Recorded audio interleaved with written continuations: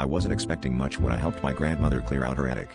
Just the usual dust-covered boxes and forgotten trinkets. But then I found it, an old film reel, tucked away in a corner, seemingly untouched by time. I was intrigued and took it home, setting up a makeshift projector in my living room. As the film began to flicker to life on the wall, I felt a strange sense of déjà vu. The scenes were eerily familiar, but I couldn't quite place why. That was until I saw the first scene, a woman walking down a narrow street lined with cherry blossoms, just like in my recurring dreams. Dreams I had since childhood, long before I discovered this reel. The more I watched, the more unsettled I became. Each scene mirrored my nocturnal visions with unsettling accuracy.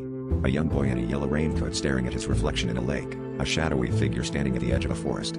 These dreams were personal, intimate, and yet here they were, filmed decades before I was even born. How could this be possible?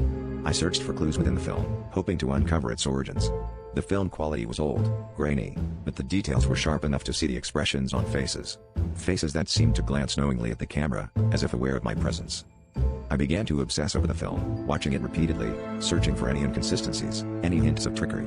But the more I watched, the more I felt trapped in its narrative. I started noticing slight changes in the dreams themselves, as if the film was rewriting them. The woman with cherry blossoms began to weep, the boy in the raincoat whispered words I couldn't understand, and a shadowy figure seemed to edge closer with each viewing.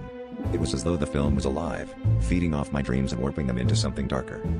Desperate for answers, I reached out to historians, film experts, anyone who might explain the reel's existence. But every lead turned cold, each explanation more implausible than the last. Until one evening, as I sat alone, the final scene unfolded. The camera panned slowly to reveal a mirror, and in its reflection, I saw myself, holding the reel, with a sinister grin that wasn't my own. The film ended abruptly, leaving me in silence. I realized then that the film wasn't just showing my dreams, it was shaping them, pulling me into its haunting embrace, rewriting my reality one frame at a time.